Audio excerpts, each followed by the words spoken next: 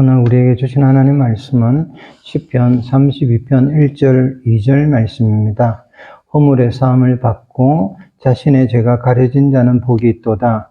마음에 간사함이 없고 여호와께 정죄를 당하지 아니한 자는 복이 있도다. 아멘. 내 영혼이 온통 입어 중한 재짐 벗고 보니 하는 제목으로 오늘 찬송가 있는 가사를 제목으로 해서 주일 말씀을 정글을 하겠습니다. 우리 성도님들에게 지난 우리 석 달 동안은 동일하게 참 여러 가지 생각의 시간이었습니다. 견해 차이도 있을 수도 있고 입장 차이도 다르지만은 그러나 우리나라의 한 가지 일이 이렇게 이제 정리가 되었습니다. 대통령이 탄핵이 인용이 되면서 파면이 되었습니다. 제가 논평을 하려는 것은 아니고 또 그동안 논평하지 않았지만은 그럼에도 매주 주일 예배 시간에 짧게나마 염려되는 부분들을 말씀을 늘 드렸습니다. 우리 교회가 여러 가지 집회를 많은 교회들이 했을 때 그 시점 각각에 있어서 염려되는 것을 말씀을 드렸고 지금 지난주에도 그 부분에 대해서 말씀을 드렸습니다. 무엇이 문제냐 했을 때 교회에서 또 교회를 중심으로 하는 집회에서 그 말씀의 강단에서 정글을 하는 분들이 예를 들자면 마치 물구나무를 쓰는 이런 모습을 보이는 것만을 많은 국민들이나 또 거기에 있는 믿음이 연약한 분들이 모이는 이유로서 그것을 기억하고 이제 마치게 될까 염려스럽다라고 말씀을 드렸습니다. 그렇기 때문에 오히려 침묵을 하는 기도를 하였고 또 그것을 통해서 많은 영향력을 끼쳤으면 했다는 말씀도 드렸습니다. 이제 다 정리가 됐어요. 그런데 이제 우리가 기억해야 할 게 있습니다. 우리 교한 성도님들, 세상에는 어떠한 일들도 다 하나님의 섭리 안에서 결정이 되고 만다는 것을 여러분 잊어서는 안 됩니다. 하나님께서 하시는 거예요.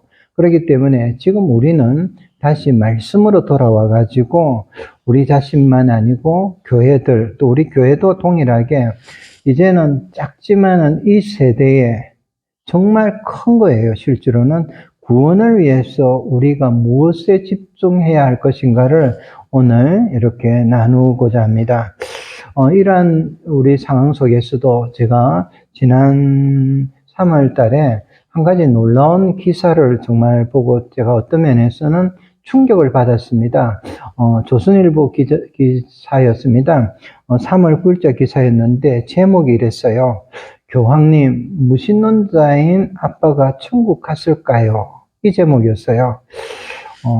내용이 이렇습니다. 지금은 어느 정도 회복되었다라고 매스컴에 나오고 있지만은 얼마 전에 천주교의 교황인 프란치스코 교황이 폐렴으로 인해서 심각하게 정도로 가가지고 입원 중에 이분의 고향이 아르헨티나였습니다. 이 아르헨티나에서 이분의 회복을 기원을 하면서 많은 걸 만들었습니다. 그런데 이분이 전 세계적으로 보면 천주교인들에게도 그렇지만은 이분의 성품이 굉장히 따뜻한 품성을 이렇게 드러내고 있기 때문에 많은 사랑을 받았습니다. 그래서 이분이 입원하고 있는 중에 고국에서 영상을 많이 이전한 것을 가지고 이렇게 편집을 하고 다시 공유를 하게 되는 것이 여러분 우리가 지금 있는 모든 SNS도 많이 이렇게 다루고 있습니다. 소셜미디어에서 내용이 이런 거였어요. 한 소셜미디어에 있는 겁니다. 2018년도쯤에 이탈리아에서 있는 한 성당에서 그 뒷뜰에서 교황하고 그때 건강할 때입니다. 교황하고 여러 사람들이 이렇게 대담을 하고 질문을 주고받는 영상이 있는데 어느 순간에 이제 어린 아이에게 질문하는 순간이 왔습니다. 에마누엘라라는 이 어린 아이에게 순서가 왔는데 초등학생 정도가 된 것 같습니다. 이 교황에게 이렇게 질문 순서가 되니까 어리잖아요. 어리기 때문에 이 아이가 생각을 많이 했지만은 표현을 못하고 답답해서 말문도 쉽게 열리지 않아서 결국은 주르륵 울고 말한 거예요. 눈물을 흘리고 있었습니다. 근데 이분이 이 교황이 아이를 안아줬어요. 또 한 가지가 일이 있었어요. 근데 안아주는 순간에 이 어린아이가 귓속말로 교황에게 사람들이 다 본 데서 뭔가를 이야기를 하더라는 겁니다. 근데 그때 교황이 이 아이에게 이렇게 지금 한 이야기를 해도 되느냐고 동의를 이렇게 받고 거기에 모인 대중들에게 그 아이가 질문을 한 내용을 공개를 했는데 이러한 겁니다. 교황님, 우리 아빠는 착한 사람이었습니다. 저를 비롯해서 우리 아이들 4명, 자녀잖아요. 4명에게 세례를 받게 해주셨어요. 하지만 아빠는 하나님을 믿지 않고 얼마 전에 돌아가셨는데 하면서 아빠가 천국 갔을까요? 이렇게 물은 거예요. 근데 그때 교황이 그 자리에서 모인 사람들이 이런 이야기를 했습니다. 이 아들이고 이 아이가 아들로서 자신의 아버지를 좋은 사람이라고 말하는 것은 정말 아름다운 일입니다. 이런 아이를 자녀로 뒀다면 아버지는 위대한 사람이었을 겁니다. 이렇게 말을 했어요. 그리고 이어가지고 이 아버지는 신자는 아니었지만은 자녀들을 세례를 받도록 했습니다. 이걸 강조를 했어요. 그러고 나서 청중들에게 갑자기 질문을 하는데 오히려 물었습니다. 우리 하나님께서는 착한 이 사람을 저버릴 수 있다라고 생각을 하십니까? 하나님은 자기 자녀를 버리실 분입니까? 되물었어요. 어느 순간에 이 아버지는 하나님의 자녀가 되었어요. 근데 그 자리에 천주교인들이 답을 하는데 입을 모아서 교황의 이 질문에 대해서 하나님은 버리시겠습니까? 물으니까 아니요라고 대답을 했습니다. 근데 그 순간에 교황은 이걸 듣고 나서 이 아이에게 이런 이야기를 했어요. 얘야, 이게 바로 하나님의 답이란다. 하나님께서는 아버지를 자랑스럽게 생각하셨을 것이다. 이어서 이런 이야기 했어요. 아버지가 비록 무신론자임에도 불구하고 4명의 자녀에게 모두 세례를 받게 했으니까 하나님은 기뻐하셨을 것이다. 그러면서 아이에게 아버지를 위해서 기도하거라 덧붙였다라고 합니다. 여러분, 굉장히 놀라운 내용이잖아요. 여러분, 한번 제가 질문하겠습니다. 이 어린아이에게 정말 간절한 질문, 아빠가 천국을 가겠습니까? 물은 이 질문에 대해서 무신론자인 아빠가 천국 갔을까요? 하는 이 질문에 대해서 교황의 이 답변이 충분한 답이 여러분 되었다라고 생각을 하십니까? 교황이 아니라면 교황의 답변에서 가장 정말 큰 문제점이 뭐라고 여러분은 답변을 하실 겁니까? 여러분, 저에게 이걸 물으면 단 한 가지입니다. 지금 이 좋은 아름다운 순간이지만은 교황은 이 어린아이에게 천국을 가는 길을 가로막고 있는 겁니다. 더 이상이 아닌 거예요. 만약에 더 나아가서 이야기를 한다면 이 아이가 앞으로 살아가면서 하나님께서 주시는 그 은혜들, 특별히 이 짧은 대화를 통해서 뭔가를 맡고 있는데 그게 뭐냐 했을 때 이 아이가 하나님을 믿음으로써 일평생 누리게 되고 또 간직하게 되고 그 기쁨, 그 은총, 죄사함의 은총까지도 뺏어버린 것을 저는 말씀을 드릴 수가 있습니다. 마귀적인 거예요. 사탄적인 겁니다. 정말 이 순간에 가장 잘못된 메시지를 증거를 한 겁니다. 이 아이에게 구원의 길을 묻고 있는데 가장 사탄적인 걸 증거를 한 겁니다. 구원의 길이 아닌, 진리도 아닌 정직하지 못하게 대답을 한 겁니다. 정직하지 못한 대답을 이렇게 줘서 혼돈을 일으켰다라는 겁니다. 여러분, 다행히 근데 그 댓글에 보면 제가 댓글을 읽어봤어요. 보니까 교황이 좀 읽어봤으면 좋겠어요. 우리나라 댓글을 이런 댓글이 있었어요. 천국은 예수 그리스도를 믿음으로 가는 하나님의 나라이다. 또 다른 댓글은 교황은 이미 그의 속에 하나님도 없고 신학도 없고 확신도 없다. 그의 대답 속에서 자기 자신을 이미 말하고 있다. 참 많은 것이 시사되는 짧은 이 기사였습니다. 여러분, 근데 제가 이 기사를 읽고 나서 지금의 시점에 비춰서 한 가지 생각을 했습니다. 문제가 있는 거예요. 교황만 지금 그러하느냐는 겁니다. 여러분, 지금 아니라는 거예요. 좁혀서는 우리 믿는 성도님들도 자신이 의도하지 않는다 하더라도 우리 아이들에게도 잘못 증거를 할 수도 있다는 겁니다. 특별히 지금 이 시점에서 우리 교회와 교회들이 중심이 된 집회, 또 이 탄핵이라는 이 사건에 매몰되어 가지고 일으키고 있는 이 모든 시간이 정말 중요한 것을 잃어버렸다라는 거예요. 뭐냐? 교회의 메시지를 통해서, 적어도 이 강단의 메시지를 통해서 우리 국민들에게 반드시 증거해야 되는 구원의 길을 혼동하게 이렇게 만들었고, 그렇기 때문에 앞으로 세상의 모든 것보다 더 귀한 모든 자들에게 줄 은혜를 받지 못하게 빼앗은 것일 수 있다는 겁니다. 어떤 일을 우리가 행하더라도 이제는 세상의 정의를 행하기 위해서 그 추구를 한다면 그것이 모든 종교와 합쳐서 구원으로 통한다라는 착각을 이렇게 가지게 한 겁니다.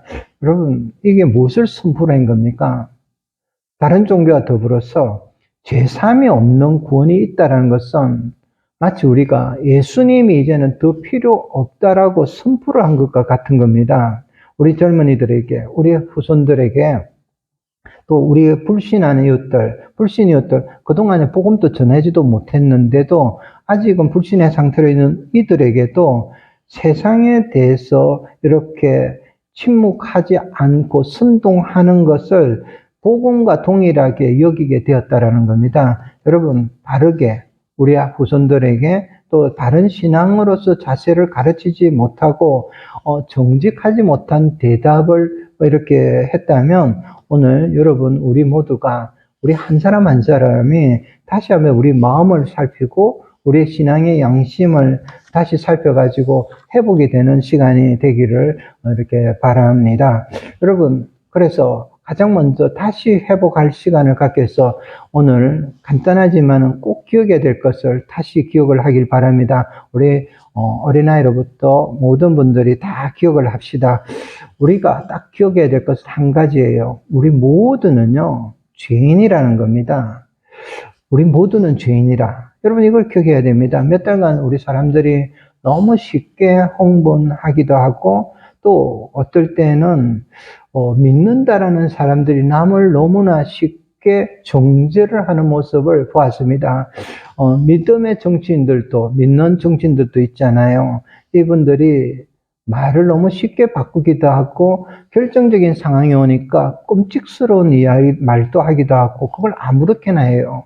혹은 자기 자신의 논리뿐만 아니고 세상에 있는 법을 철저하게 활용하기도 하고 이용하기도 하는데, 그럼에도 불구하고 저는 그동안에 이들에 대해서 어떻게 너무 이런 방식으로서 변화가 된다라고, 또 변화를 시키려고도 하지 말고 변화가 된다라고 기대치 말라고 말씀을 전했습니다. 그런데 이번 기간 동안에 교회에서 또 교회 여러 집회에서 이 중요한 것을 잊어버린 겁니다. 왜 그러냐 하니까 이 부분에 있어서 과연 세상의 사람들이나 모든 사람들이 복음이 아닌 다른 방식, 예수 그리스도의 복음이 아닌 다른 방식으로 이렇게 스스로 진짜로 변화가 될 수 있고 변화가 가능한가의 문제에 있다라는 겁니다. 여러분, 결코 아닌 거예요.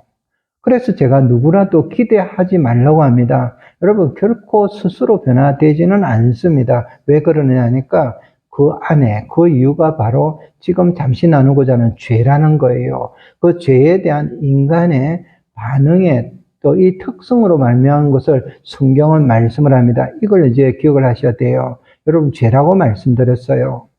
여러분, 일어나는 모든 일련의 이 죄들은 정말 우리 사람들에게, 인간에게는 매력 덩어리예요. 즉, 유혹을 하는 매력이 있다는 겁니다.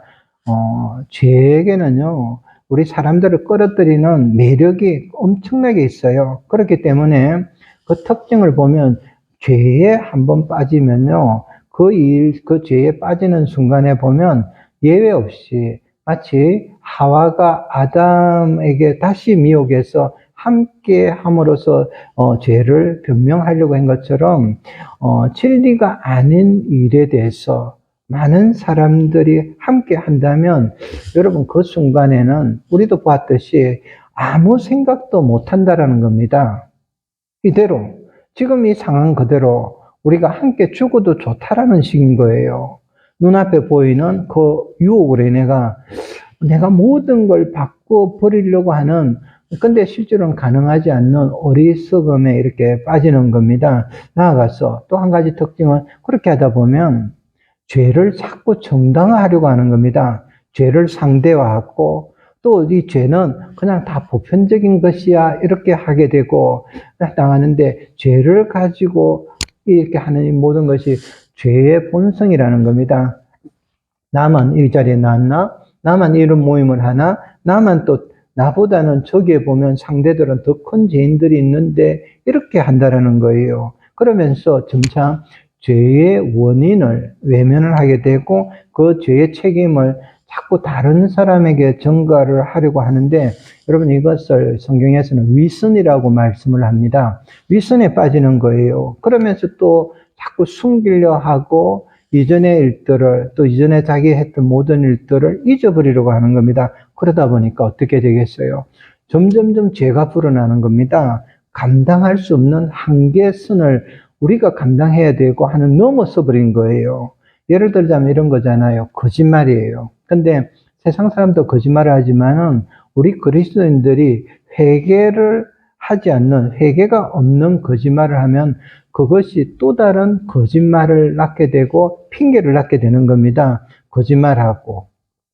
그래서 또 거짓 신앙을 계속하고 그러면서도 회개를 하지 않는다면 나중에는 끝에 가면 끝까지 참말이라고 우기다 보니까 또 그걸 우기느라고 다른 거짓말을 자신뿐만 아니고 주변의 가족과 사람들에게 하게 되는 겁니다. 그래서 필경에는 그 일들을 결국은 또 멈추는 시간조차도 모르게 되는 겁니다. 여러분 거짓말에 관한 예를 들었지만은 여러분 우리의 인간에 있는 죄가 동일한 겁니다. 계속해서 여러분 우리들이 죄를 회개하지 않을 때는요 또 다른 죄를 거듭 지을 수밖에 없습니다. 우리가 구원받았잖아요. 죄사함을 받았지만은 그러나 죄에 대해서는 우리가 회개하지 않으면 계속 그 길에 가는데, 이게 죄의 특징입니다. 이런 죄를 기억을 하세요. 성경에서는 이런 상태를 뭐라고 표현하냐? 우리가 모두 죄인이었다 해서 더 나아가서 죄의 노예가 되었다라고 말씀을 합니다. 여러분 신앙적으로 보면 자기 자신을 우리가 믿노라면서 부인을 하지 못하면 아직도 죄에서 자유인이 된 것이 아니라는 거예요. 한번 스스로 솔직히 반성을 해보기를 바랍니다. 우리가 알게 모르게 어느 순간 보면 내 자신이 죄의 노예가 되어 있습니다. 왜 그러냐? 이 죄라는 게 한 번 빠지고 나면 점점점 더 거기에 깊이 빠지게 되는 겁니다. 우리 주님이 이 부분을 여러분 명확하게 친히 말씀한 것을 기억을 해야 됩니다. 요한복음 8장 34절 말씀입니다. 주님 말씀이에요. 죄를 범하는 자마다 죄의 종이라. 여러분 왜 주님이 이렇게 말씀을 엄격히 하십니까? 왜 그런가요? 왜냐하면 죄를 짓고 나면 죄를 다시 지을 수밖에 없기 때문이라는 겁니다. 한번 거짓말하고 그런데 회개하지 않으면 다시 거짓말하지 않을 수 없기 때문이라는 것을 말씀을 하는 겁니다.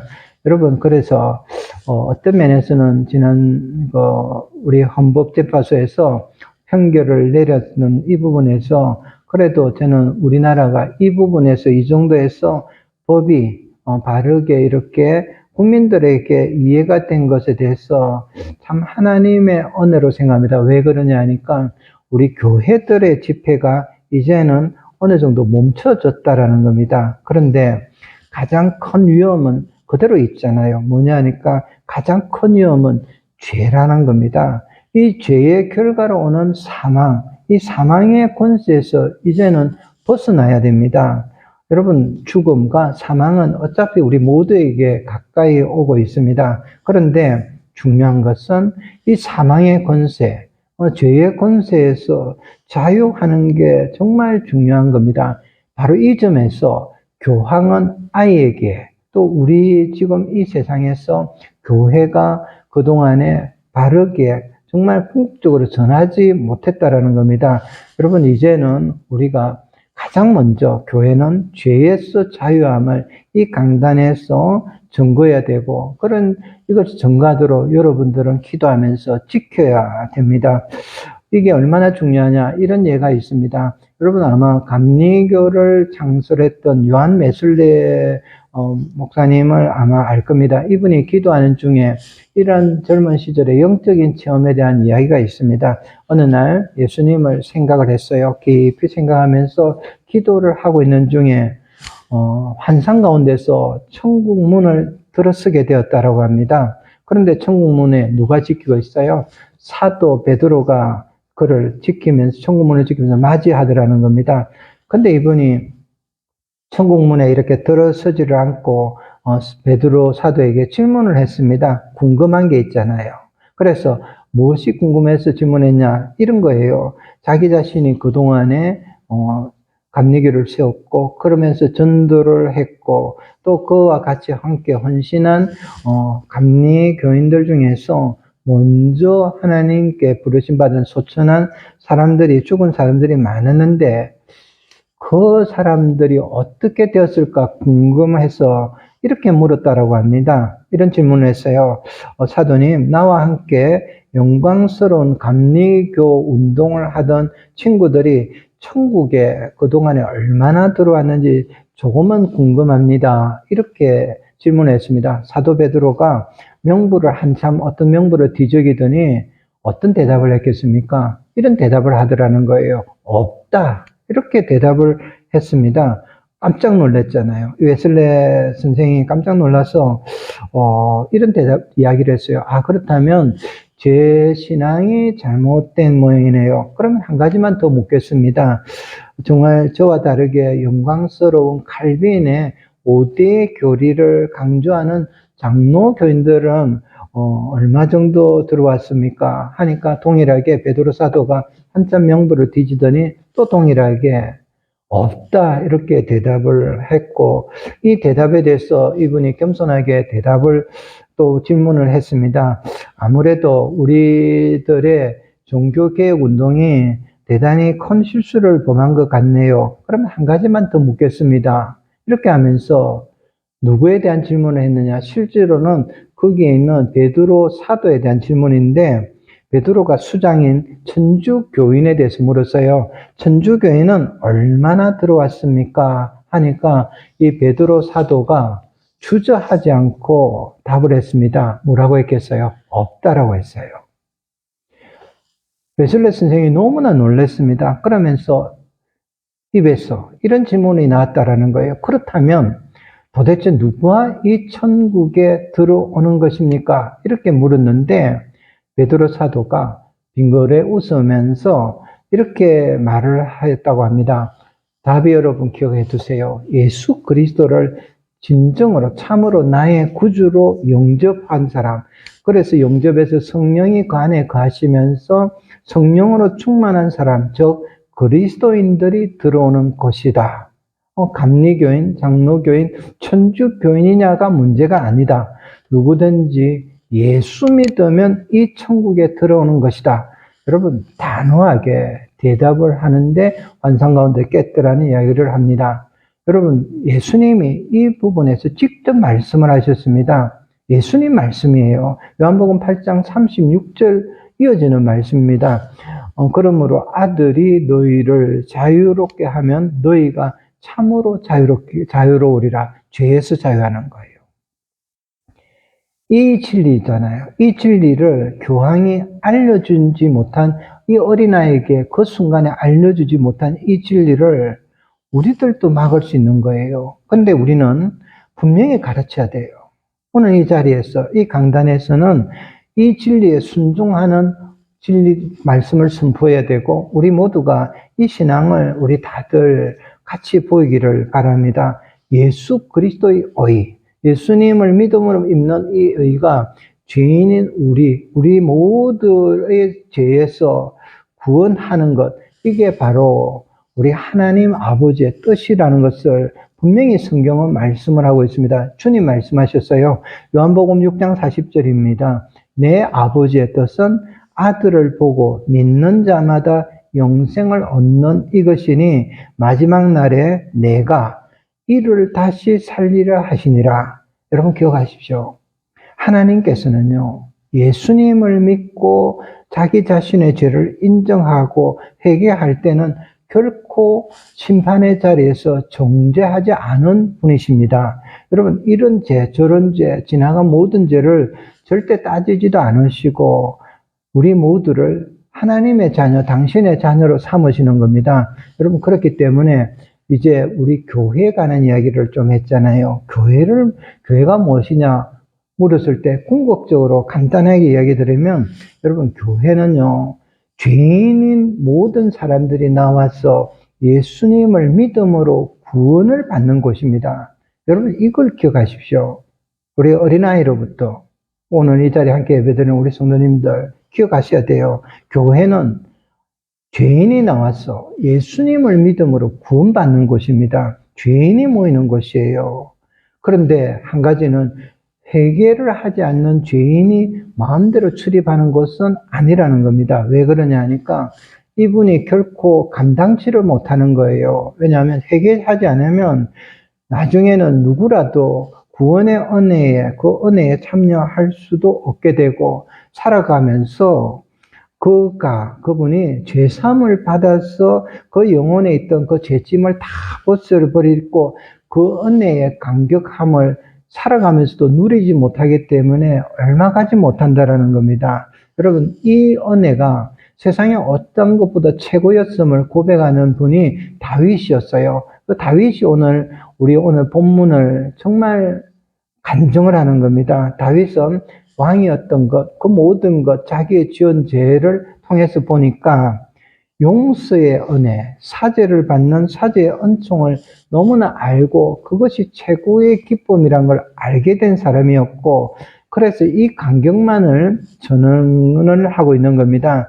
여러분, 우리들도 동일해요. 우리가 무엇을 보일 것이고 또 무엇을 가르쳐야 될 건가, 이거라는 겁니다. 여러분, 이것을 분명히 가르쳐야만이, 오늘 본문의 이 말씀을 외우면서 가르쳐야만이 우리 자신만 아니고 우리 자녀들이 최고의 복된 자로 살게 된다는 것, 이걸 잊지 말기를 바랍니다. 본문 말씀 한번 더 읽어보겠습니다.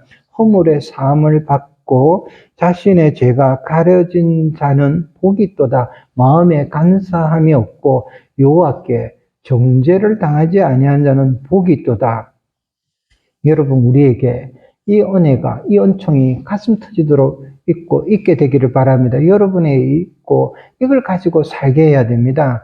여러분 모두에게 제사함의 은총을 가지고 우리도 살아야 되고 또 살게 해야 되고, 이런 분들이 지금 이 시대의 크리스찬인 겁니다. 이런 분이 있었어요. 영국의 대철학자고 너무나 천재적인 수학자였던 분, 이름만 대도 알아요. 알프레드 화이트 헤드라는 이 교수가 있었습니다. 이분의 신앙이 이렇게 간증된 게 있습니다. 이분이 젊은 시절에 똑똑했어요. 그래서 교회를 다니다가 학문에 점점 심취하게 되면서부터 한 가지가 일어나서 신앙에 대한 회의에 빠지게 되었습니다. 결국은 어릴 때부터 초기까지 이렇게 다니던 교회도 출석하지 않게 되었는데, 그 한번 그렇게 되고 나서 어느 순간 보니까 세월이 흘러가지고 자기 자신이 노년에 이르는 인생의 황혼기라고 거기에 접어들게 되었고, 그러면서도 보니까 자기 자신은 그럭저럭 교수직을 잘 하면서 지내고 있었다는 겁니다. 근데 어느 날 하루 이분이 살고 있는 도시에 눈이 막 엄청나게 폭설이 내리기 시작해서 차를 가지고 갈 수 없기 때문에 자신의 집까지 좀 한적한 곳이지만은 이렇게 서둘러서 집으로 돌아오고 있었습니다. 그런데 한적한 곳에 인적이 없는 곳에 이렇게 지나고 있는데, 저기에 멀리 보니까 한 노파분이 눈구덩이에 빠져가지고 있는 것을 발견하게 되었고, 그래서 얼른 가서 그 노파분을 그 추위 가운데서 구해드렸습니다. 근데 그 노파가 이 교수에게 고맙다라고 이렇게 하면서 연신 이야기를 하면서도 한 가지 질문을 하더라는 겁니다. 신사님께서 저에게 이렇게 큰 친절을 베푸시는 걸 보니까 정말 깊은 신앙심을 가지고 있는 분이 분명한데 어느 교회에 출석하고 계십니까? 이렇게 묻는 거예요.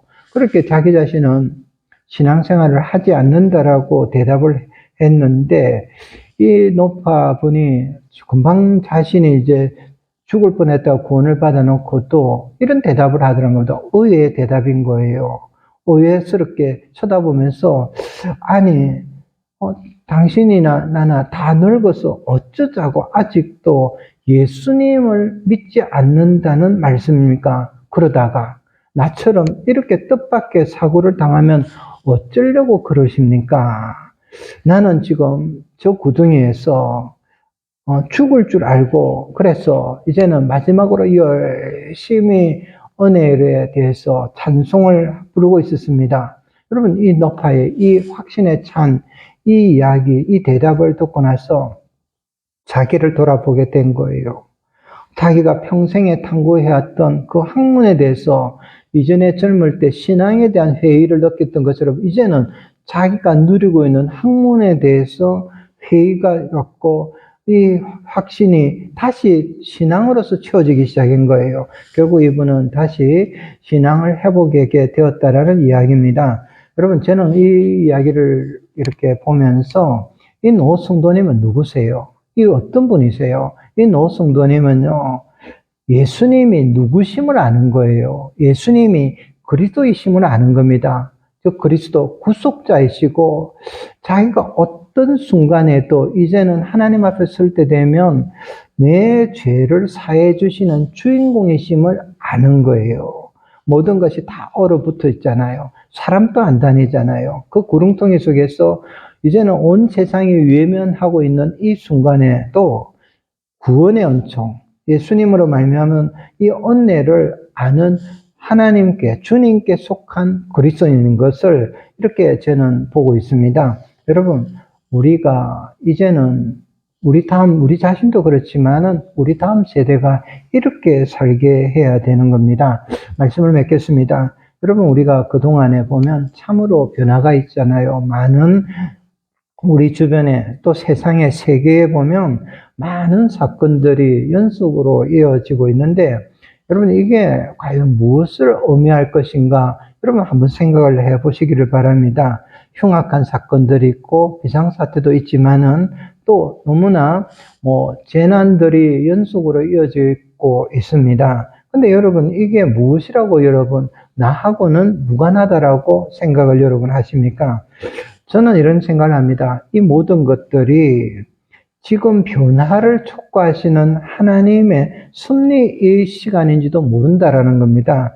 여러분 그동안에 끊임없이 자만하면서도 기도하지 않는 우리 자신들의 죄 탓인지도 모른다라는 겁니다. 여러분 지금 우리가 뭘 해야 됩니까? 이걸 깨닫고 나면 지금은 진노하시는 하나님 앞에서 우리들 자신을 낮추고 그리고 나서 우리의 죄뿐만 아니고 국가적인 죄, 세상의 죄에 대해서 우리가 고백을 하면서 하나님의 긍휼하심을 빌어야 할 때인 줄 저는 압니다.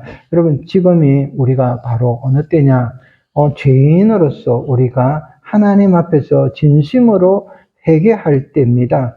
참되게 회개하고 또 그러면서도 우리가 처음 받은 죄사함의 은총과 더불어 지금의 죄도 사함을 받는 그 은총을 입어서 또 그 은총을 이 노 성도처럼 살아가면서 어떤 순간에도 어떤 상황에도 그 은총으로 살아가야 되고 또 우리의 후손들이 살게 해야 되는 겁니다. 여러분 바로 거기에 구원이 있고 은혜가 있는 겁니다.